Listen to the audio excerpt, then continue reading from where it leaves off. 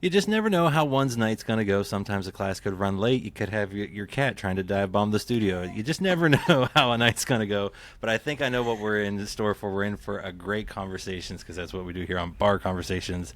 I'm your host, Jonathan Green. And joining us this week, she's a rising country star. Her latest single, Loving You Is Easy, is out now. Let's welcome in Ashley Wineland. Hey, thank you so much for having me today. Well, thank you for putting up with a little bit of me running behind and a cat meowing trying to get I, in. I think the cat trying to dive bomb the door handle is probably the most eventful start to an interview I think I may have ever had. But it's like the most kosher one. If there was to be a little sprinkle of just something interesting, you know? Whether it's me with a way with words and mispronouncing things, or just animals and kids trying to break down the door to a studio, you Yeah. just never know, know No, what's gonna you happen. really never do. Life So, are keeps you us doing on our good tonight? toes. I'm doing great, yeah. I It's love fun. that. Currently in Nashville right now, working on new music and everything. Ooh. So, yes, this is a nice little break in my week. Change things up a bit. Well, I'm glad we could do that. Now, this is Bar Conversations, and I always like to start it out with the same question. What's your go-to drink, or what are you drinking tonight? Tonight, I'm boring because I am staying in an Airbnb right now and I check out like tomorrow. So, I really have nothing on hand other than water. But to answer the other half of that question, I really love like Moscow mules because I'm a huge Mm, like ginger beer fan. So this isn't that, but I'm gonna pretend it is right now. I love it. I love it. Hey, depending on the time of week, I get where we record these early in the week. I get a lot of folks that are like, "Well, I had too much fun over the weekend at shows, so now I have to behave myself to recuperate." So I get it. Right. Hey, we're recording this on like a Monday or whatever. I have work to do tomorrow. I got a lot of meetings and stuff. So we're trying to exercise some responsibility. Crazy, I know, but it can happen. They can, but then when you want to let loose a little, a Moscow Mule sounds very delicious. Now, vodka always, or do you switch it up and maybe go Kentucky Mule with some whiskey or anything like that? Typically, just keep it on the vodka side, but hey, a Kentucky version might Could have be to fun. be might have to be up my alley sometime soon. I like it. I like it. Now, I know you're from Arizona. I don't have any whiskey from Arizona, unfortunately. But I was like, I'll find something West Coast. You're Yeah. also your last name got wine in it, so a little wine finish. So from Washington, little Woodinville rye whiskey finished in a port cask. I like that. I like that So you plan your drinks for the occasion.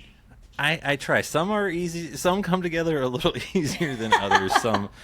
Some don't. Now, speaking of Arizona and the great outdoors, that's something I think you loved growing up and still to this day. Whether it was riding horses, dirt bikes, hiking, barrel racing, you name it. What is it about the outdoors that you just couldn't get enough of? Well, so everybody always thinks when they think about Arizona, it's like, oh, desert, it must all be dead and it's just gross and it's dirt, right? Whatever. Personally, for me, I think that's like the farthest from the truth that you can possibly get.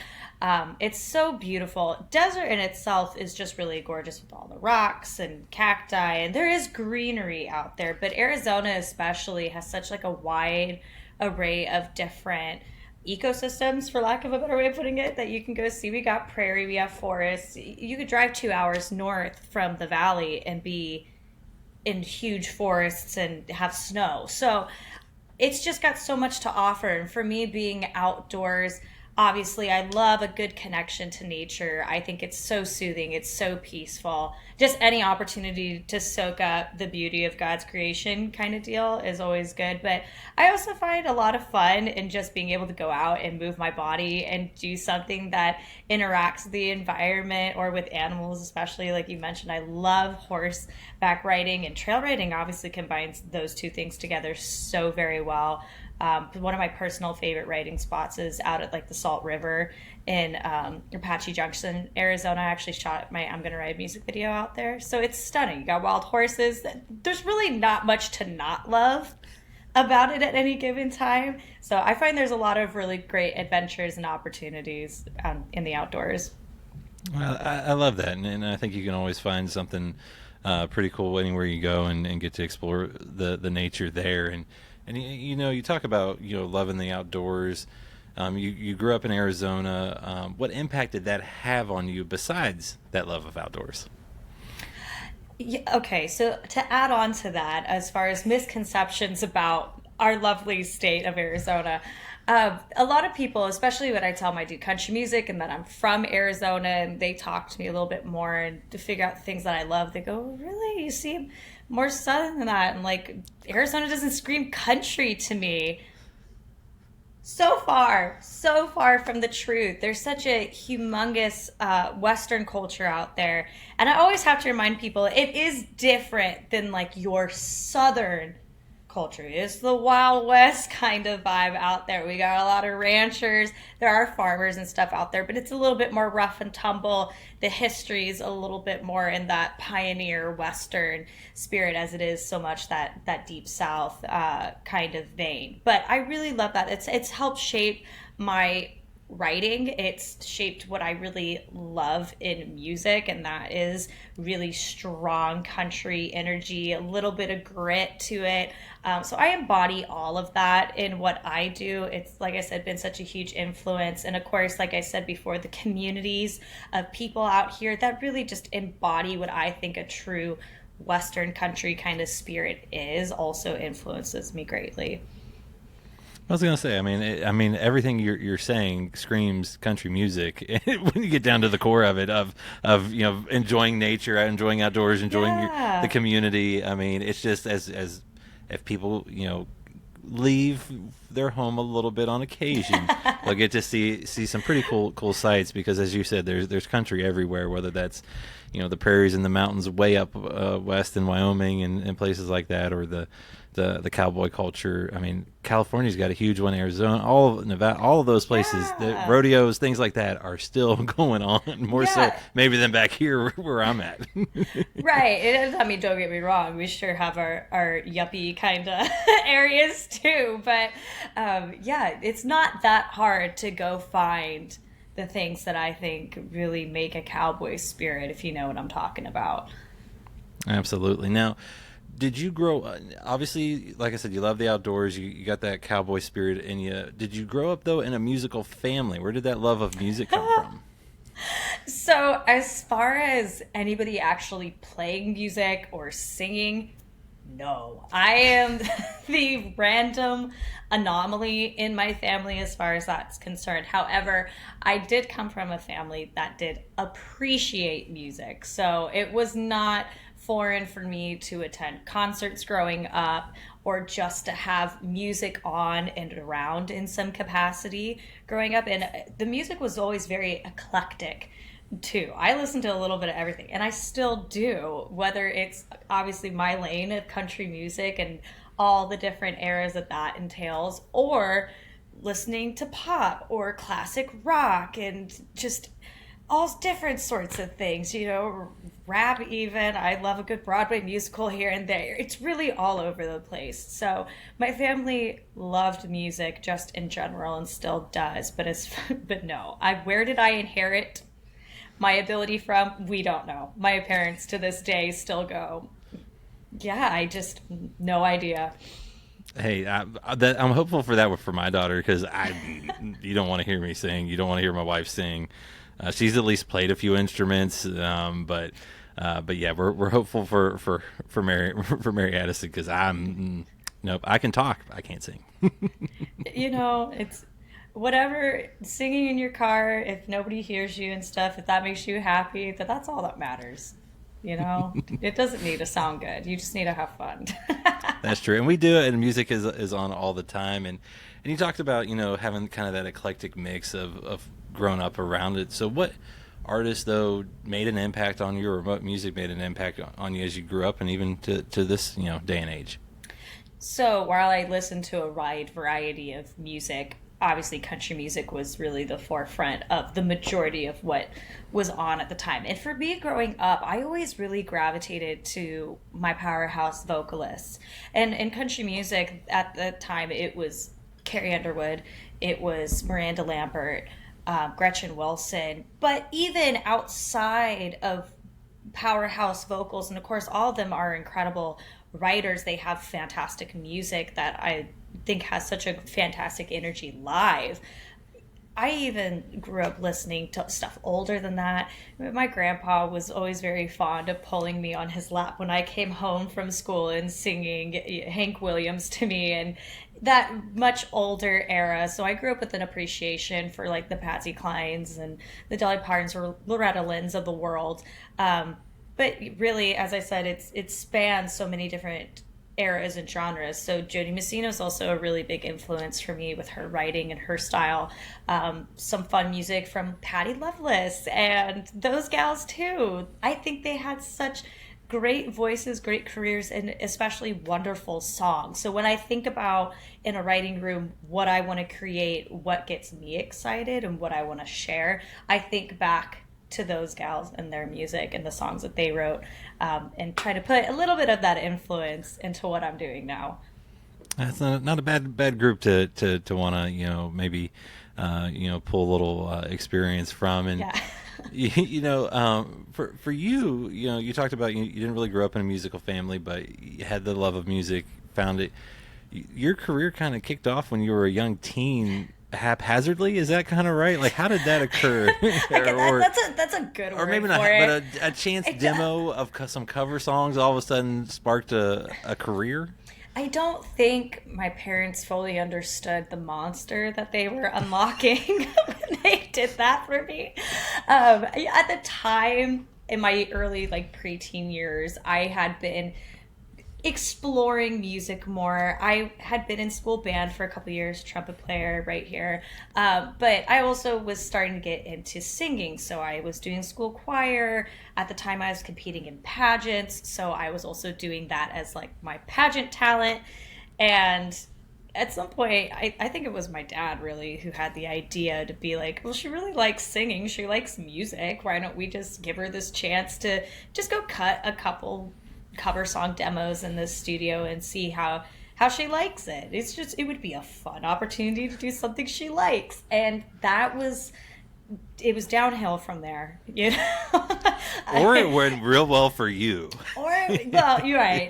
But it's been, 10 years of love and hard work and sacrifice to get there. But yeah, it's lit something up in me. It was a side of music I had never seen before, I'd never explored before, and I just loved the energy that came from being in a recording studio, and the thought of writing my own music and producing it was just, oh wow, this could actually be more real than my preteen mind could handle. And not too long after that, I met my really wonderful mentor, Brian, who, was the one who originally showed me all the ropes and really got me into songwriting. And I truly credit as teaching me the nuts and bolts of the industry to not just help me from a creative side, but also from a business side, which both are so very equally needed in order to sustain any sort of career, which I'm, like I said, very grateful to say I'm over 10 years now into mine at this point. But yeah, it's like I said, it was that ground zero that really just launched things from there. Well, and having that launch point and that aha moment, but you kind of then have to have that next aha moment of really making it a career choice in a sense, because you can kind of dip your toes in and things like that, but to really take that next step, what was there like an aha moment or something like that where you like that next one, or was it just, hey, this is what we're doing, and it just kind of led right into it? It's really hard to pinpoint what was like an exact aha moment. I did shows throughout my high school years, and then when I graduated, the opportunity to start getting out on the road and touring was there for me to grab.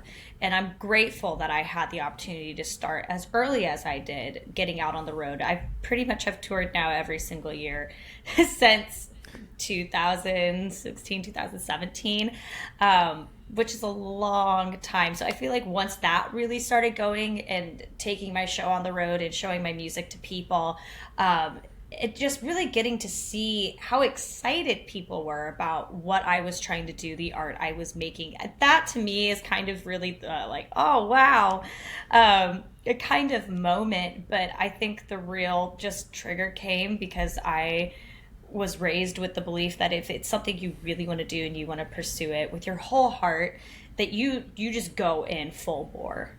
It's not a hobby. It's not, you really want to make something out of it. You want to achieve the pinnacle of what it possibly can be. You just have to go at it and treat it like it's going to be your job. And so I've always gone into it, even when I was in my early teen years, with that frame of mind of, I want this to be my career. I want this to be my job. And so that really changes the decisions you make and how you approach certain things. And yeah, I'm very grateful for the opportunities I've had throughout my life to get me to where I'm at now. Oh, that's awesome, and it shows, one, when you can put, having that support to take those chances and risks early on are paying off. And you didn't just kind of just tour. You decided to we were talking beforehand. My class ran over for something. You decided to do all of that and go to online school. Why? Why? Because I'm psychotic. Yeah. You enjoy punishment. I do. Yeah. I did, call me a nerd. I actually do enjoy school. So I decided to get my bachelor's degree in film media studies from Arizona State University right out of high school. And of course, I started my degree prior to COVID. Okay, I was well into my degree by the time all that came around. So Arizona State obviously made sense, not just because I'm from there, but they were also one of the only colleges at the time that had a really full-fledged online program. So I got into it. I was like, film media studies. I make music videos. I want to branch out into other divisions of the entertainment industry, and this is just only going to help me do more because I have aspirations to do more. And I put my degree to use, okay? Anytime you watch a music video of mine, that is me putting my degree to hard use, which I think is wonderful. And the fans obviously appreciate that because all my music videos have like over 1 million streams on Vivo now and stuff, especially over the last year and a half that I've been putting out this new project's worth of music. So that makes me really tickled pink and just happy that my education, it's paying off. It wasn't for nothing. You actually got a degree that made sense and you put it to use. That doesn't happen very often. Well, especially when you tell people you're a film major too, they're like, oh, that's cute. So you don't do anything with it? No. You're like, whoa. Pause. I put that tuition money to good use, and I put all those hours that I spent studying on the road, praying to God for any ounce of Wi-Fi he could give me to good use. There were some very stressful times where I would be playing a bunch of shows, and then at the end the night I'm sitting there listening to lectures and typing out essays and praying for the best. And my band, we'd have a day off finally, and they'd be like, oh, let's go do something fun. And I'd be like, you go do that. I have more homework to do. So there were some sacrifices made, but I get to now enjoy, when I have my breaks, the fruits of my labor now. I love it. Well, and because of all that work that you do, I think I read somewhere where you might have called yourself at one time the nap queen. You enjoy a good nap. Well, but besides a good nap, any other go-to methods for decompressing on the road? I mean, my band and my team, goodness gracious, we always joke that I could make a coffee table book full of all the pictures people have taken of me sleeping on the road, because I can sleep anywhere. It's truly a gift. But outside of that, when I'm not crashed out and burning, trying to recoup what I've lost, I kind of go halfway. I either go like total grandma hobbies, which I think travel great. So if you've seen me, sometimes I post about like knitting. I love reading, that sort of stuff. That's easy to just kind of sit still and do nothing. I love like playing video games too. But then on the opposite side of that, kind of touching back to what we do earlier, I also love to get out of the bus and go walk around and explore. And we usually stay at like Campgrounds of Americas. So usually they're tucked next to some sort of pretty outdoor experience that I can go and stretch out my legs and enjoy and talk to people and touch grass and remind myself that I'm a human being. So yeah, it's kind of split, but especially touring with as much as we travel, my grandma hobbies tend to kind of win out more often than not for my decompression. Hey, there is nothing wrong with that, and there is some skill. There's not some. There's a lot of skill. I do not have the coordination or the patience for half of that. And props to you because nope, couldn't do it. Mm-mm. Yeah, I love the hyper focus of just getting into the flow of doing some sort of craft. It's very nice. I like it, and clearly, you have a love of old things because you brought back one of the most classic songs of all time, Cyndi Lauper's "Time After Time." You put your spin on that recently. Why did you want to do something like that, and what was it like to kind of reimagine such a beloved song? I didn't intentionally walk into the studio at the time going, I want to cut a Cyndi Lauper song. We were just sitting there doing other music of mine, and we just got to talking about songs that just stand the test of time, that have impacted a lot of people, and have just such good bones. And Time After Time came up as one of those. And as we were sitting there talking about it and talking about Cyndi Lauper as just a writer, between myself and my producer Marti, he was just like, why don't we just do a cover of it? Why not? What's stopping us? Let's reimagine it. Because we were talking about how it really has some strong country bones as a song. So we put those bones in some real country packaging, steel guitar and all that sort of stuff on it, and put it out into the world. And I thought it was a really fun way to lead with the singles for this year, because it was something fun and something completely different. And this whole project of singles that are leading up to my album release that I have coming out early in 2026 is just a whole new era of sound. It's the project Marti and I have worked so hard together and just really shaping where I'm at now as an artist, what I want to give to people, the songs and stories I want to tell. And yeah, Time After Time just seemed to fit very well into that group of music that we've been making for this album. So it just ended up being a wonderful, random no-brainer to add onto the project. Well, it's a fantastic, fun kind of journey to see kind of where you see things. And, as I mentioned, your new single, Loving You Is Easy, is out now. I think you admitted you had so many songs about love gone wrong that you wanted to maybe do something a little different, a little spin on that. What was it like to write that song about maybe some joyful things, good things, and share that with the world? It was such a wonderful change. But especially so as I sat down for this album, I said to myself, Ashley, you have songs about the complete opposite spectrum. Do yourself and everybody else a favor and write at least one that is about love gone right. And so when I sat down in the writing room, it was myself, Marti, Evan Frederickson, and Nathan Wallace. And actually, funnily enough, we were writing a completely different song. That's how we started the day.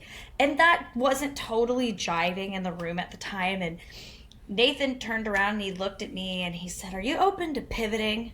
And I said, "Yes, please. Give me something."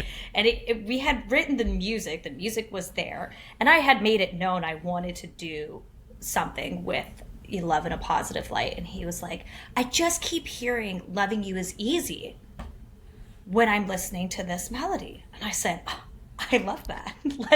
Let us bring it to life. Let's write it." And we did. We sat there and we just dug in and put our teeth into it. And we had so much fun writing and recording that song.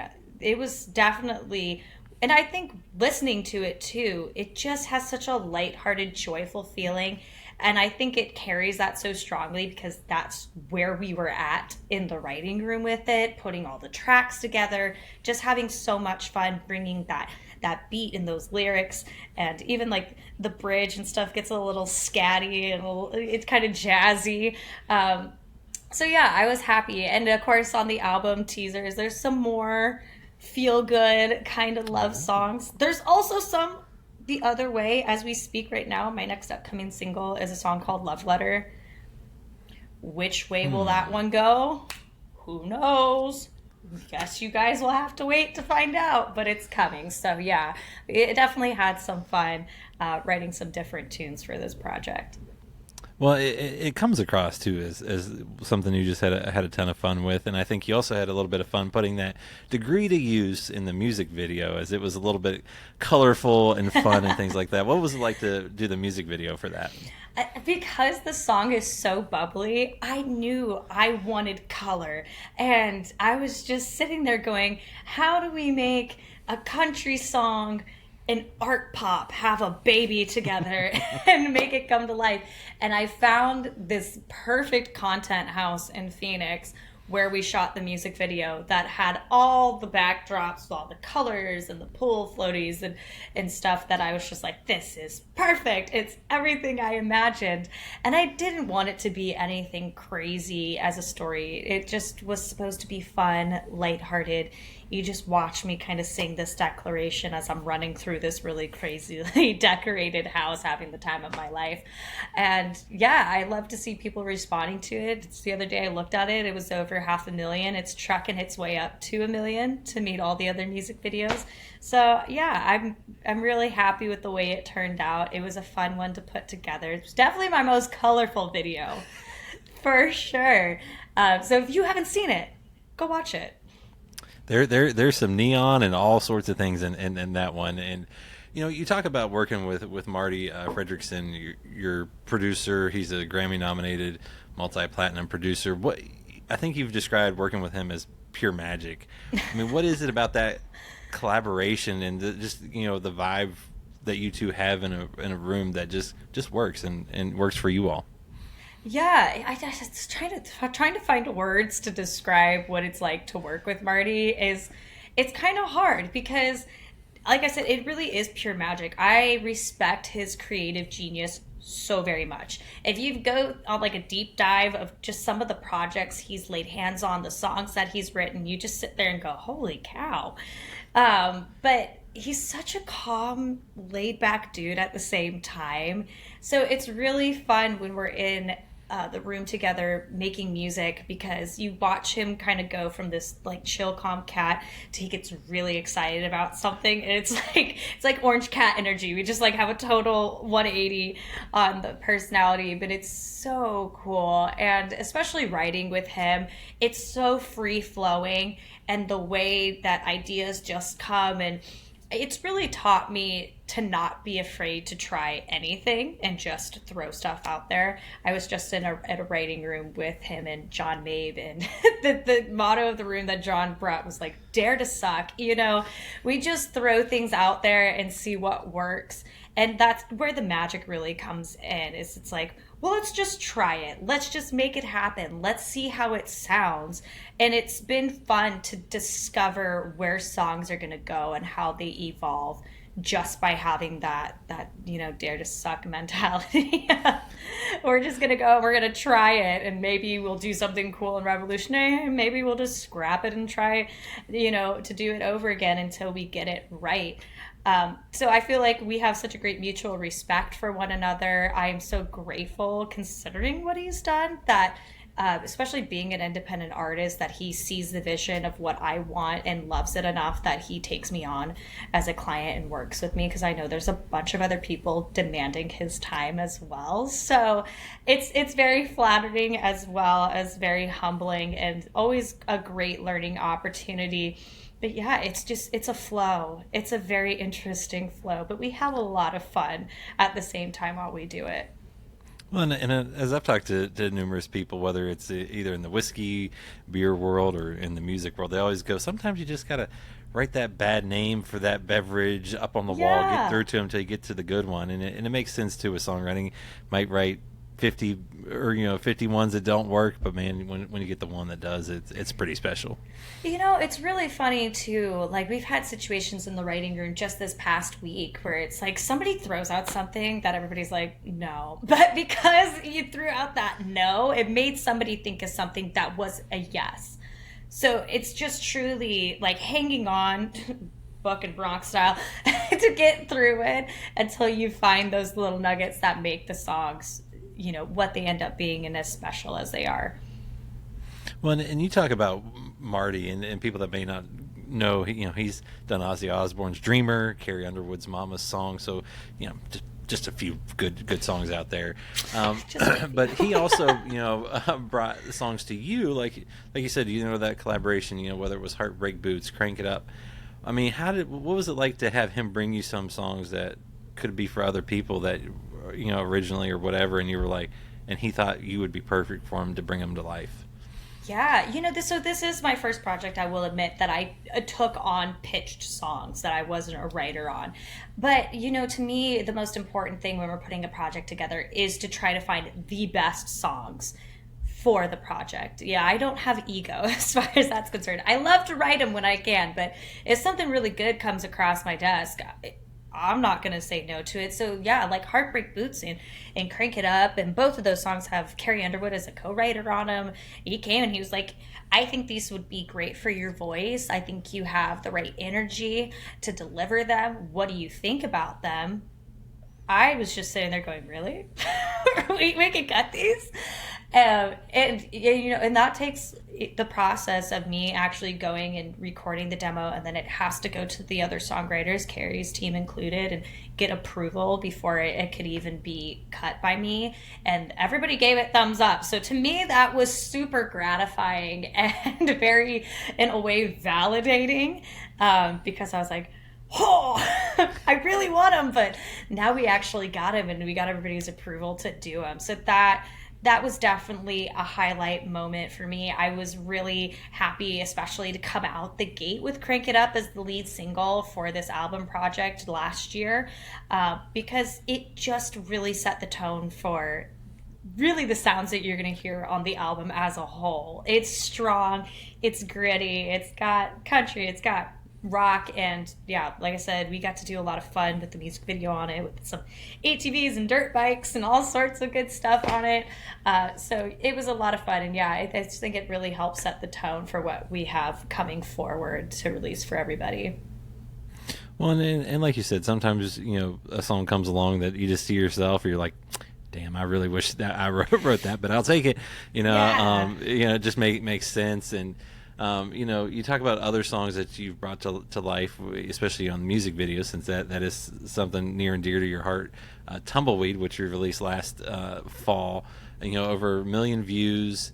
Since you love to envision both songs kind of like visually and lyrically, what's it like to, create a video where you stepped into the role of, a narrator for that love story, but also then have outtakes that you share on social media?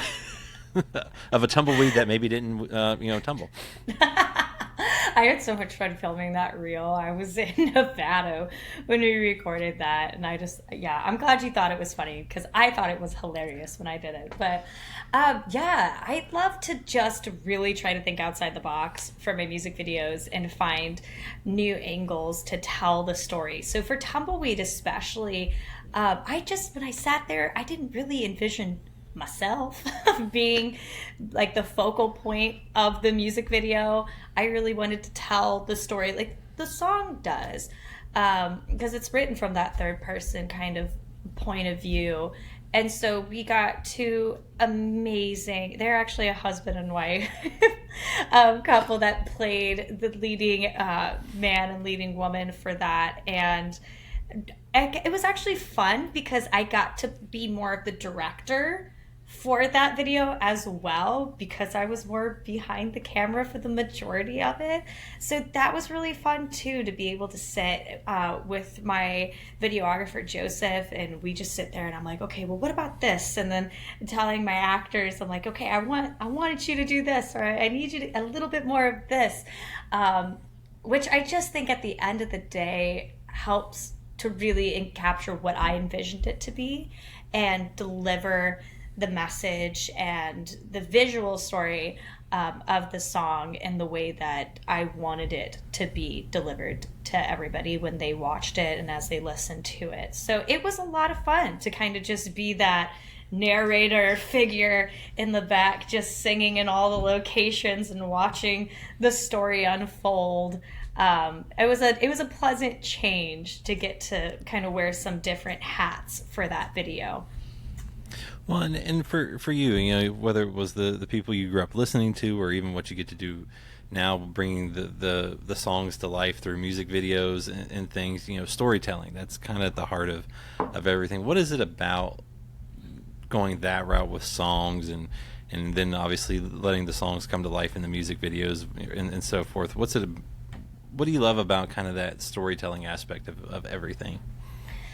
Especially being somebody who's also an avid reader, I think the thing about strong stories are the multiple layers of elements through it that you can find connection to.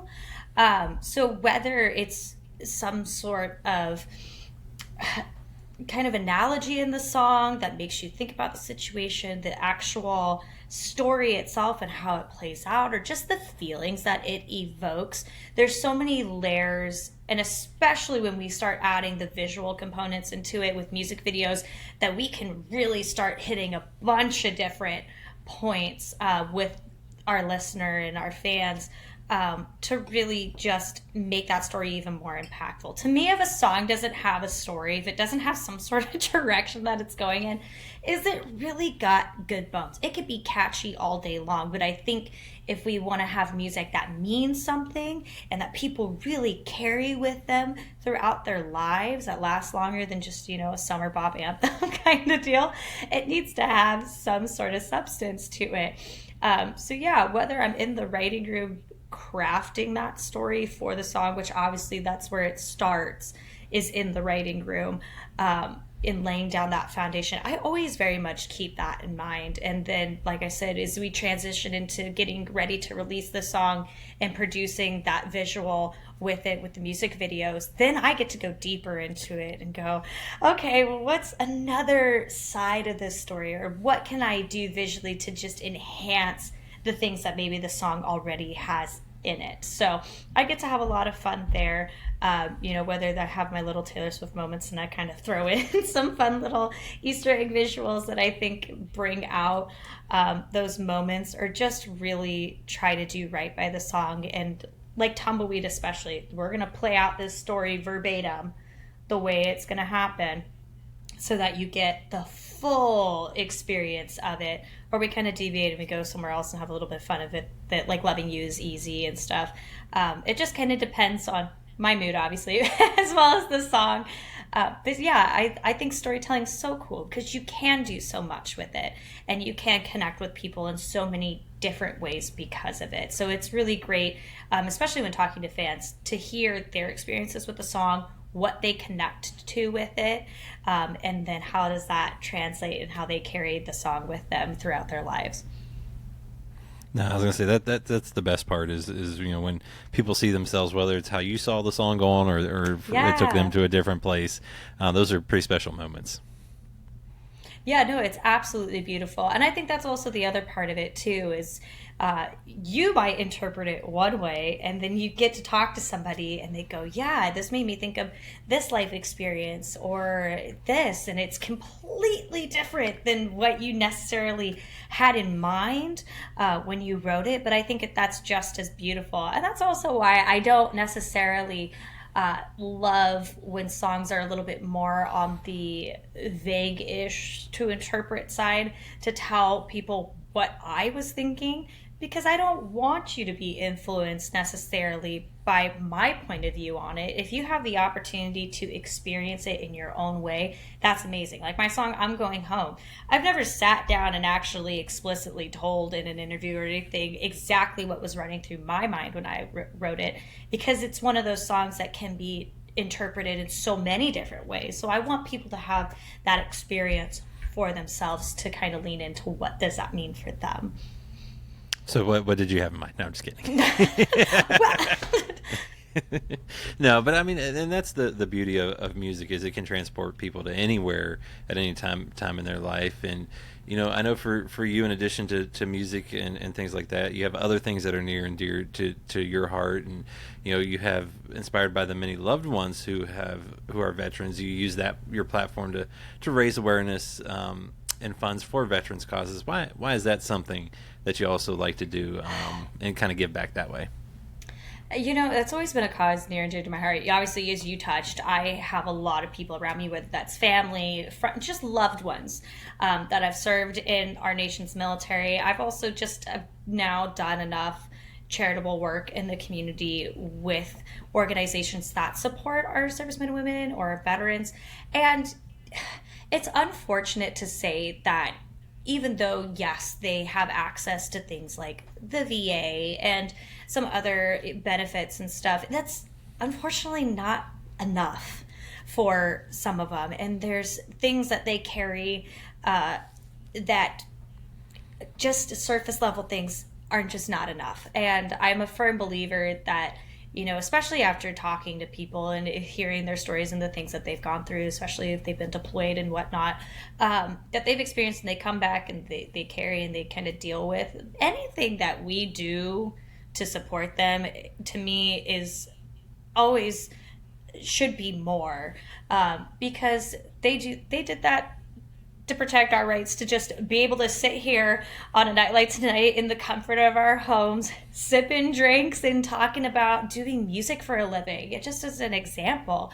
And so it's more than just, obviously, the person who served. It's also their families as well. There's veterans with disabilities and stuff that their families need help, or I've worked with an organization called the No Greater Sacrifice Foundation, and they raise scholarship funds for children of soldiers who fell in duty and all that sort of stuff. And yeah, there's just so many layers of things that I think we could just do more to help. And I love to highlight organizations who are out there doing the hard work, providing the services and the care that our veterans or our active duty military and their families are just not able to receive through what the government already provides alone. And so, yeah, I think there's such a wide variety doing so many cool things too, that it's just so important to highlight. And yeah, they're people, man, just like us. And I'm always for helping a fellow brother and a sister out there in the world. So whichever way that we can do that, like I said, especially when part of the burdens that they carry is from doing service to our nation, I think that's the least we can do at the end of the day. Absolutely, and in addition to doing that, one of the things that I know you've gotten to do quite a bit, and I think you really enjoy, is performing the national anthem, whether that's at Arizona Cardinals games, MLB, NASCAR, and of course something I'm sure is near and dear to you, Supercross championships. So, but what is it about something like that you get to do that is so cool? And is there maybe one that was more memorable or had a little more impact than another? Yeah, everybody always asks me, they go, well, do you get nervous when you sing anthems? And I was like, if you don't, are you a human?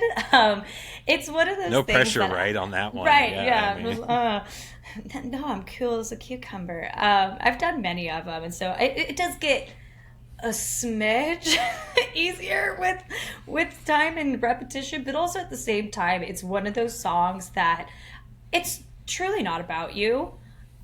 Which I think is one of the most gratifying and humbling things about it, is it should never be about you. It's about paying homage to our nation and, everything that it stands for. So that's always the really cool part about it, is kind of keeping that in mind. And personally for me, I love to sing my anthem in a very clean, straight, almost I've heard it called more military style, traditional anthem, how it was written to the point kind of thing, which a lot of people I have found really enjoy.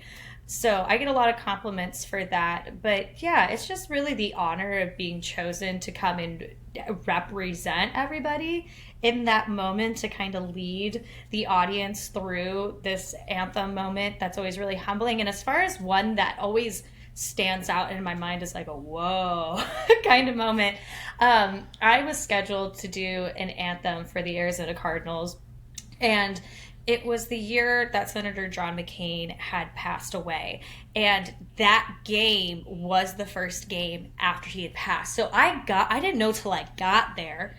The entertainment director, Tim, came up to me and he goes, hey, so there's going to be a whole thing before the anthem honoring Senator John McCain, also, at this point, was when a lot of the protests were happening around the anthem. So the NFL had not aired a single national anthem outside of the Super Bowl earlier that year. Tim goes, also, this is the only televised national anthem for the year outside of the Super Bowl. So, just bear that in mind. I was like, wow, this just got really way more intense in the last 2 minutes of you talking to me than I thought I was getting myself into when we got here. But it was so humbling and so honoring because they really did a beautiful tribute for him. They did the full field flag, and it was just, there was just an extra layer of everybody really felt it in the stadium that day. It's packed to the nines. Like I said, it was televised. So that one always really stands out to me as one of those ones that you just go, wow, that was truly a moment in time, a little piece of history in that moment that I got to be a part of. And then, you know, because it was televised, it was cool to sit down afterwards and see everybody who knew me and stuff, like, tagged me in all the pictures that they had taken of their TVs and stuff. And even people at the game that were like, we didn't know you were going to be here. And look, now you're singing the anthem and stuff. So, yeah, it was a very special one for sure. I was going to say that's awesome, and a memory you'll have forever. And you know, you've when it comes to performing, you have pretty much wrapped up, I believe, this year's Moments in Time tour that you were on. What's that been like? I mean, I'm guessing that had to be a pretty fun journey this year. I dedicated half my year to this tour. It was 6 months long, but so much fun. Yeah, as far as like being on the road 24/7, that formal part of the tour is over. I do have a couple kind of like one-off shows sprinkled throughout the remainder of 2025 to do still, but it was such a blast, you know? Like, I truly went coast to coast this year. I was in California all the way up. I made it to Maine. My booking agent, we were like, woo!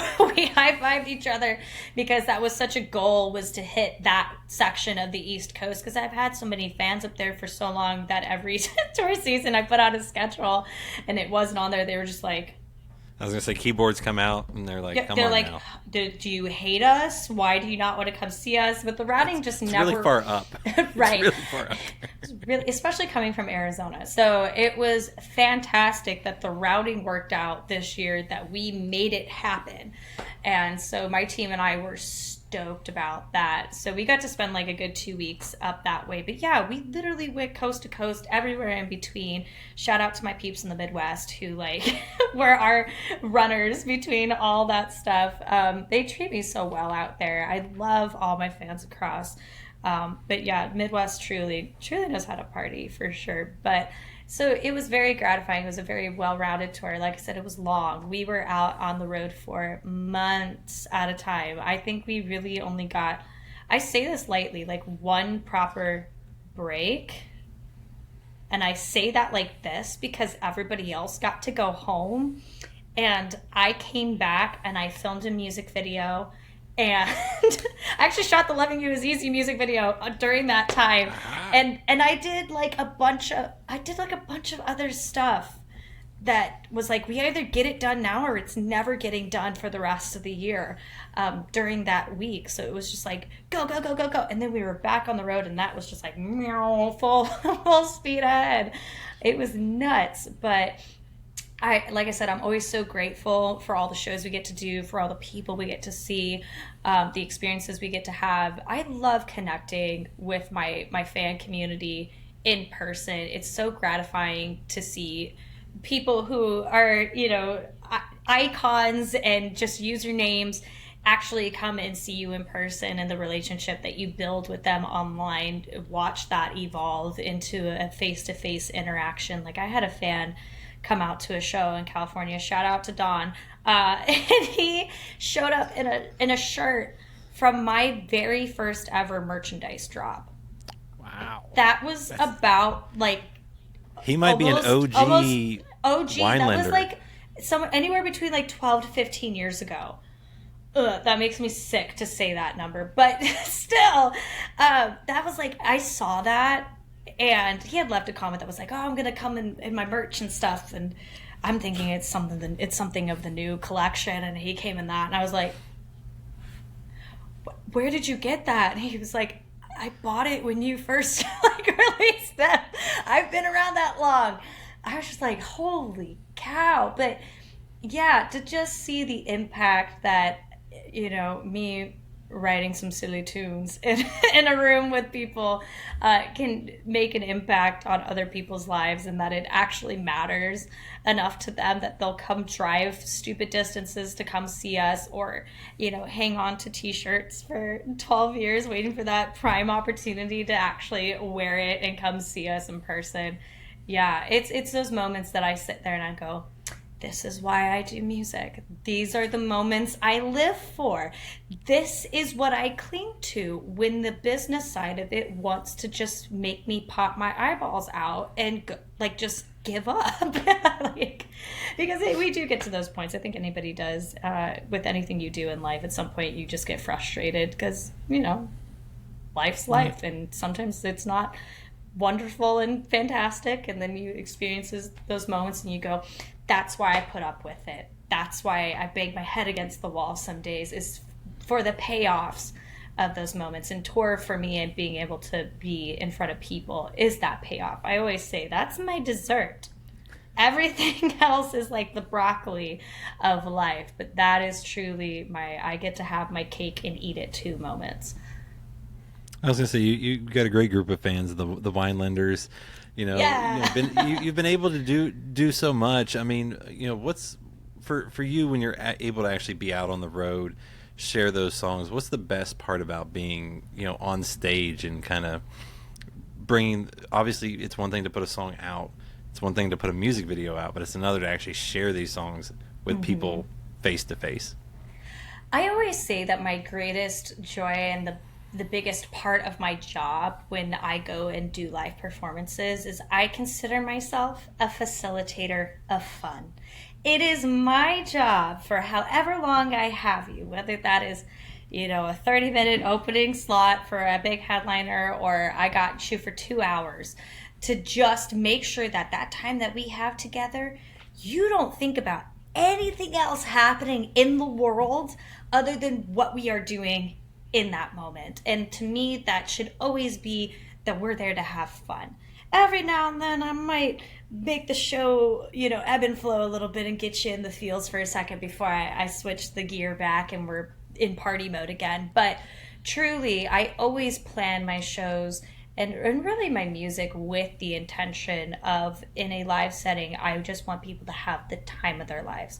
And it's always, of course, wonderful when you look out into the audience and you see people singing lyrics back at you, because obviously those are the moments when you're in the writing group that you pray for, that these are lyrics and a melody worthy of people singing it back to you, that's something that they care enough about. But truly, at the end of the day, if I see big smiles on faces, if I see people dancing, if I see people laughing, I know I'm doing something right, because they are having the fun that I want them to have. They are clearly not thinking about politics or the laundry at home or anything that else. Or the cat dive bombing your door. Or the cat dive bombing the door. Anything else that might just cause that anxiety, that stress to come creeping back in. And to me, that's always the greatest payoff. I had one gal, we played a show in Chicago, and she came up to me after the show, and it was like the most emphatic, genuine deal, looked at me and said, you know, I didn't want to come out tonight. My husband and my brother dragged me out here, but I had so much fun watching your show. It was such a pleasant surprise. And like, honest to God, you know, between kids and life, like, I've been so stressed out of my mind that this performance reminded me that life is fun, and I got to have fun again for the first time in so long. And like, she started tearing up, and I'm a sympathetic crier. If somebody starts thinking about crying, I'm going to cry with you. And it was just such a genuine and impactful moment. And that's another one of those moments that I carry very close to my heart, because it's those little moments of just people genuinely sharing that joy and that gratitude for having a space to come in and just have fun and not think about anything else, that yeah, like I said, it's the payoff for all the other craziness that comes with what we do.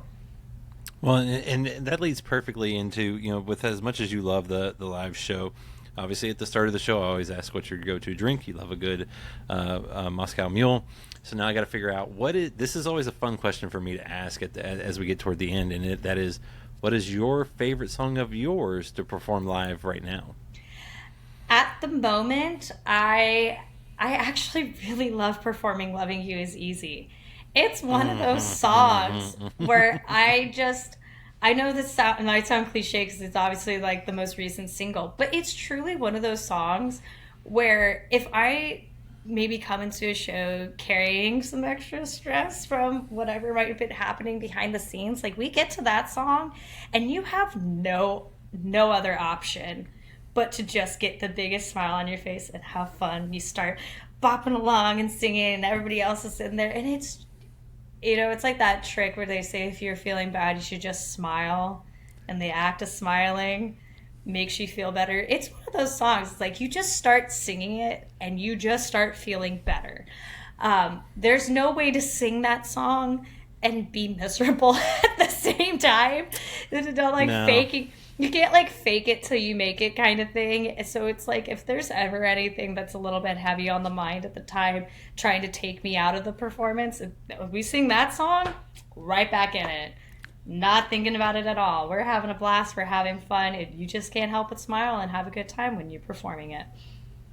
Well, and I feel like that's a good song too, where everyone can, after that first chorus, like you can figure out how to enjoy and sing if you don't know it either. And Now I got to ask this because knowing how creative you are, I'm guessing you enjoy on your live shows too to give people a show and maybe, I don't want to say completely change up a song, but do what an artist has every right to do, and that is make the live version a reason for someone to come out and enjoy the show. Right.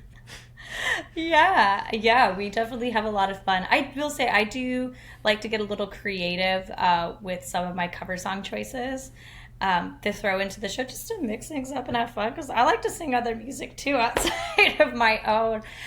So like if you head over to my YouTube channel, I have a version of like a rock medley that we did, and it was like Pat Benatar and Blondie, and that was super fun to perform live.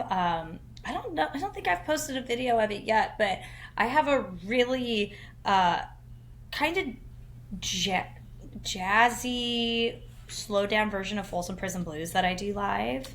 And maybe I need to post the video for that one, but that is super soulful and super fun, and nobody ever expects us to do it slow because everybody likes to play it as fast as God will allow them. And that's always a good one too.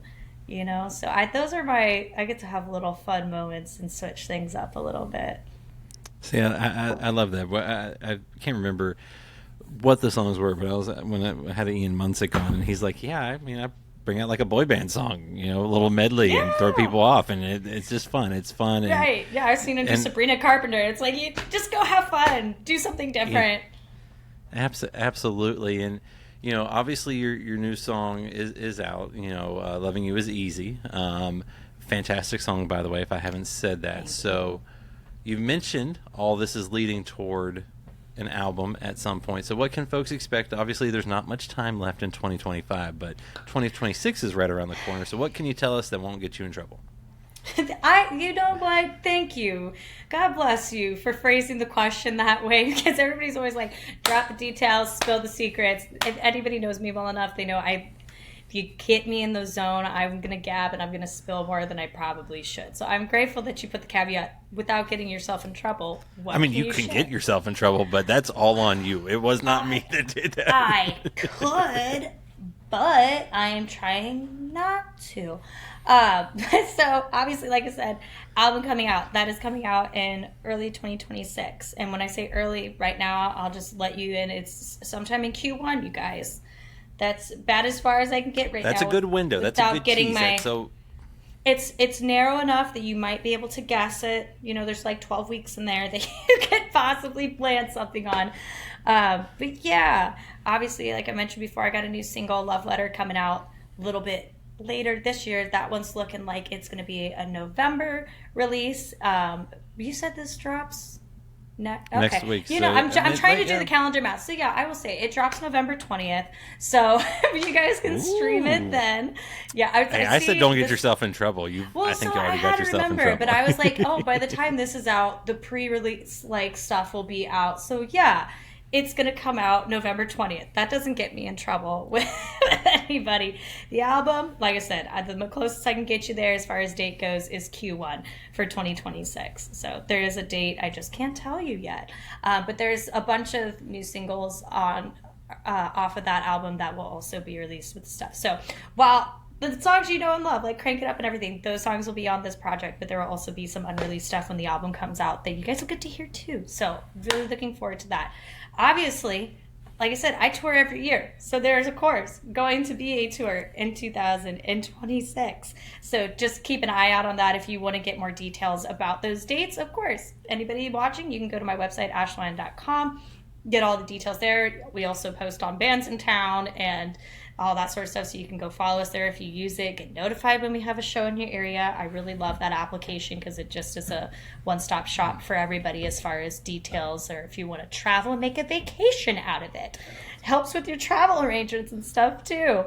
But yeah, and of course, like I said, I'm in Nashville right now working on music that's totally unrelated to the album. So chances are you'll probably start hearing the stuff we're working on right now sometime later in 2026 as well. And that's probably as much as I can say at the moment without getting slapped on the wrist. So I mean, that's pretty good. You if no one's told you this, you do a tease really, really well. Thank you so much. That's a huge compliment for me. Because it's like I'm with you. I'm one of those people that I'm so nosy and I want to know all the details when other people like share stuff. I'm like, but tell me now. What can you tell me? I mean, you can tell me now. I want like I said, to know. Yeah, I know. But I purposely said, do not tell me. And then if you do it, it's not my fault. It's your fault. There's some, as much as people might hate him, there is still some magic with a surprise. You know, so I like to keep as much of a surprise as possible. But also, like I said, I also love to gab because I just believe in these projects so much and I have so much fun making them that I love to talk about them. But you know what? That just means at the end of the day, we just got to come back and do another episode to talk about them more later, right? I like it. I love it. I love it. Also, next time, if you have a drink, maybe you might tell me a few more things, but that's a whole different thing.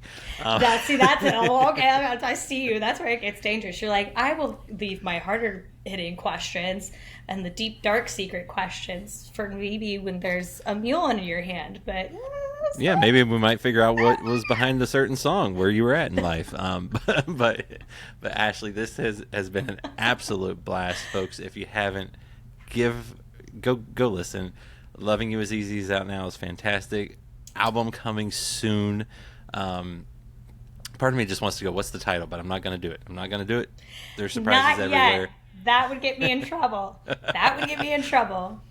Also, if you don't follow her on social media, you can see her try to get the Tumbleweed to move. You can see all sorts of other fun things there as well. But Ashley, this has been a blast. Thank you for sharing your story. Music's fantastic, and thank you for sharing a drink with me as well. Hey, Cheers. Well, thank you so much for having me on. It's been a pleasure gabbing with you, and to anybody watching, thanks for tuning in and making it all the way to the end. Yeah, give everybody here a like, a follow. Go listen to some music. Go listen to some more episodes. Do something fun, and continue to just keep on sipping on whatever you're sipping on while you do it. Absolutely. Have fun, right? Have fun in life. That's right. I love it. Thank you, Ashley. Cheers. Thank you. Cheers. Bye.